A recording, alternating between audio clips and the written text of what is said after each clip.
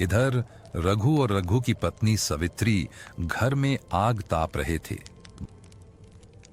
ये ठंड में तो जान ही ले ली है। देखकर लगता है इस साल कुछ ज्यादा ही ठंड है। सही कहा सावित्री, इस साल तो मानो बर्फ गिर रही हो। अगर ऐसे ही रहा तो जानवरों का क्या होगा। पता नहीं हमारे घर के आसपास में कुत्ते कैसे रहते होंगे। सच में अब भगवान ही जाने कि कब तक रहेगी ये ठंड। दोनों अंदर बातें कर रहे थे और बाहर बहुत ज्यादा ठंड गिर रही थी। तभी उसके फोन पर रिंगिंग की आवाज सुनाई दी। हेलो काका, क्या हुआ? अरे रघु, घर जल्दी आ जा, लकड़ियां खत्म हो गई हैं। अरे काका, इतनी रात को बोल रहे हो, आज सुबह ही बोल देते। अरे तेरी सुषमा चाची बीमार है और उसे बहुत ठंड लग रही है। ठीक है काका, आप फिक्र मत करो, मैं तुरंत निकलता हूँ। अरे आप इतनी रात को लकड़ियां लेने जाएंगे? आज तो अमावस की रात है। अब काका ने बुलाया है तो जाना ही पड़ेगा। उन्हीं के खेतों में काम करता हूँ, उन्हीं के पैसों से अपना घर चलता है। अपनी तरफ से फिर भी सावधान रहना चाहिए, क्या पता कौन सी दुर्घटना घट जाए। चलो सावित्री, मैं अब लकड़ियां लेने निकलता हूँ। कब तक आ जाएंगे आप? अगर मौसम ठीक रहा तो जल्दी ही आ जाऊंगा। ठीक है, ध्यान से जाना और रास्ते में कोई मिले तो उस पर विश्वास मत करना। चलो अब मैं जा रहा हूँ।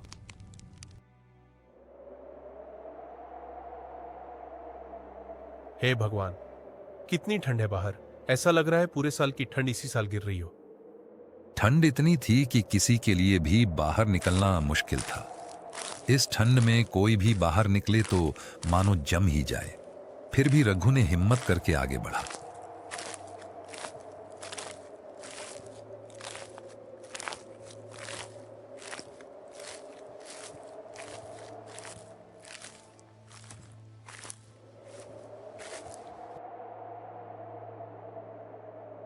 आ गए बेटा रघु, तुम्हारा ही इंतजार कर रहा था।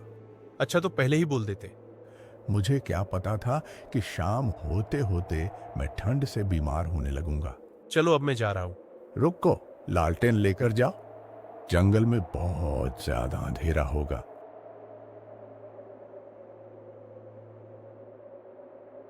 बेटा, आज अमावस की रात है, ध्यान से जाना।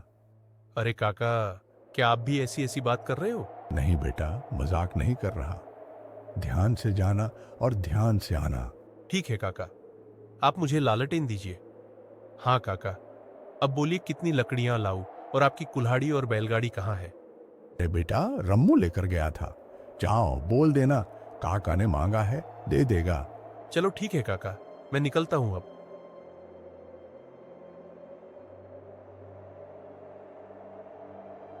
रघु रामू के घर आ गया और आवाज मारने लगा, रामू रामू। कुछ देर तक आवाज मारने के बाद रामू बाहर आया। हाँ रघु, बोल, इतनी रात को तू क्या कर रहा है? काका ने बैलगाड़ी लेने को भेजा है, लकड़ियां लेने जा रहा हूं। तुम भी चलोगे क्या? ना भाई ना, तू ही जा। इतनी रात को मुझे अपनी जान प्यारी है। इतना डरपोक है तू, मुझे नहीं पता था कि तू रात में डरता है। अरे भाई, अपनी तरफ से सावधान रहना चाहिए। क्या पता रात को कौन सा छलावा घूम रहा हो, और ऊपर से आज अमावस की रात है। चल ठीक है भाई, मैं जा रहा हूं, अभी भी समय है। चलेगा तो चल ले। ना भाई ना, मुझे माफ कर दे, मैं नहीं जा रहा इतनी रात को, मुझे मरना नहीं है। ये सुनते ही रामू वहां से बैलगाड़ी लेकर चला गया। रघु निकल गया। उसे क्या पता था कि उसके साथ कुछ ऐसा होने वाला है। अगर उसे पहले से पता होता तो वह कभी लकड़ियां लेने जंगल नहीं जाता, और खासकर आज आभास की रात में।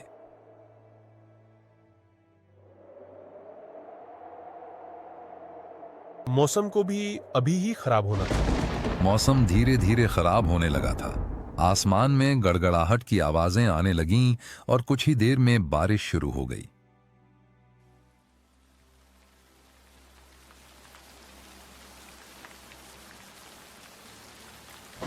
रघु ने एक चाय की दुकान पर अपनी बैलगाड़ी खड़ी कर दी। अरे भैया, एक चाय बना देना गर्मा गर्म। ठीक है भैया, अभी बनाता हूँ, आप बस 5 मिनट इंतजार कीजिए। हाँ हाँ ठीक है, आप बनाओ, मैं यहीं हूँ। कुछ देर बाद चाय बन गई और रघु चाय की चुस्की लेने लगा और बारिश को देखने लगा। यार ये बारिश कब जाएगी? अब तो लकड़ियां भी गीली हो गई होंगी। अरे भाई, आप इस समय जंगल में जाकर लकड़ियां लेने वाले हैं? हाँ भाई, लकड़ियां रात के लिए खत्म हो गई हैं। भाई घर जाओ, आज अमावस की रात है। मैं भी अब जा रहा हूँ दुकान बंद करके। अब काम पड़ गया है तो जाना तो पड़ेगा ना। और बारिश के थमने का इंतजार करने लगा। फिर कुछ देर बाद एक औरत दुकान पर आती है, जिसे रघु एक झलक में देख लेता है। अरे भैया, ये रायपुर का रास्ता किस तरफ है? ये भैया भी तो उधर ही जा रहे हैं। मैं भी उधर ही जा रहा हूँ। अच्छा, तो मुझे वहाँ छोड़ दीजिए, क्योंकि रात काफी ज्यादा हो गई है और मुझे जंगल के रास्ते पर जाने में डर लग रहा है। हाँ क्यों नहीं, चलिए मैं आपको छोड़ दूंगा। बारिश देखकर लगता है कि अब बारिश छूटने वाली है, पहले से थोड़ी कम हो गई है। कुछ देर बाद बारिश थम जाती है। हाँ चलो, इससे पहले कि दोबारा बारिश आ जाए हमें यहाँ से निकलना होगा। दोनों निकल गए। धीरे धीरे रात गहरी होती जा रही थी और ठंड का एहसास और ज्यादा होने लगा। फिर कुछ देर बाद वह औरत बोलती है, क्या आप भूतों पर विश्वास करते हैं? नहीं, मैं नहीं करता। जो चीज कभी देखी ही नहीं उस पर कैसे विश्वास कर सकता हूँ? बोलो बोलो, मैं तो बस ऐसे ही पूछ रही हूँ। अच्छा, जब दिखेगा तब की बात तब जानेंगे।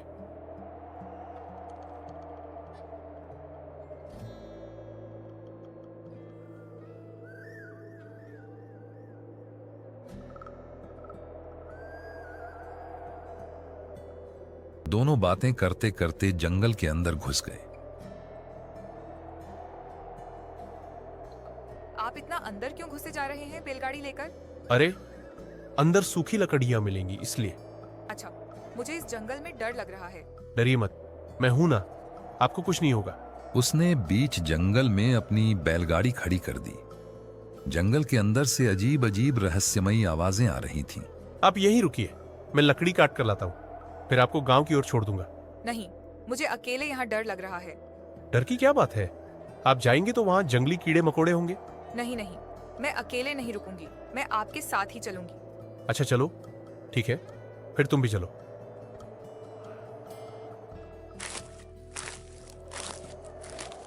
रघु उस औरत के साथ जंगल में आगे बढ़ने लगा। रघु लकड़ियां काटने लगा और उसके पीछे उस औरत के चेहरे पर एक अलग ही रहस्यमयी तरह की हंसी थी।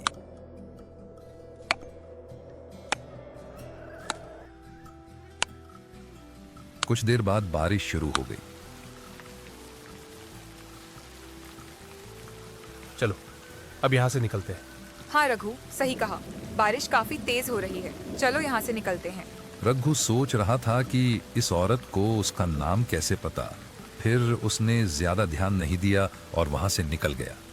उसने देखा कि उसके दोनों बैल वहां पर नहीं थे, दोनों गायब हो चुके थे। मैं यहीं तो दोनों बैलों को छोड़कर गया था, आखिर कहाँ चले गए दोनों? हाँ, हमने यहीं छोड़ा था। दोनों बैलों का कहाँ गायब हो गए? मुझे लगता है बारिश की वजह से भाग गए होंगे। सही कहा, लगता है बिजली और बारिश की वजह से भाग गए होंगे। रघु हैरान था कि आखिरकार बैल कहाँ गायब हो गए। जंगल में वह उन्हें ढूंढने के लिए निकल गया। बारिश काफी तेज हो रही थी, मानो रुकने का नाम ही नहीं ले रही थी। आगे रघु के साथ वह होने वाला था जिसकी उसने कभी कल्पना भी नहीं की होगी। दोनों तेज बारिश में आगे बढ़ते जा रहे थे, इस आस में कि दोनों बैल मिल जाएंगे।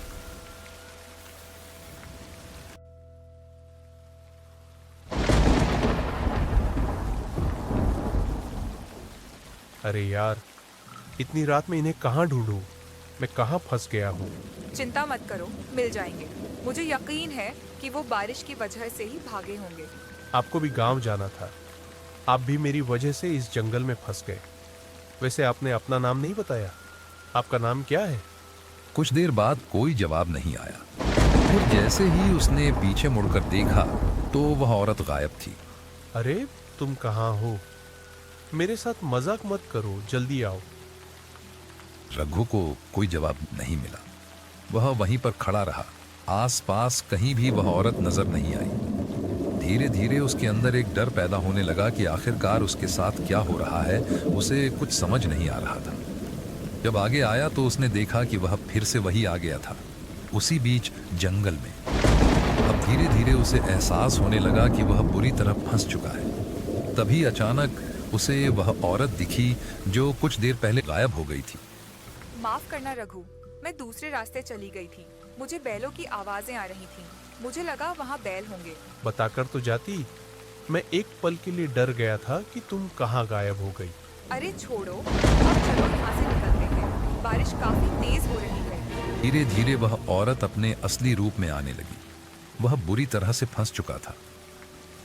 रघु, इधर मेरी तरफ देखो। मुझे पता है तुम्हारे बैल कहाँ हैं। मेरे रघु को याद था कि गांव के बुजुर्ग कहते थे, जब छलावा अपने असली रूप में आए तो ना पीछे मुड़कर देखना है और ना ही उसकी बातों का जवाब देना।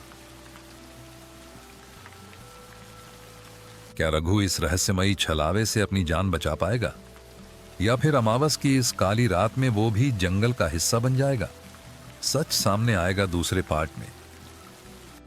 अगर आपको इसका दूसरा पार्ट देखना है तो चैनल को सब्सक्राइब करें ताकि वीडियो अपलोड होते ही सबसे पहले आपके पास आए।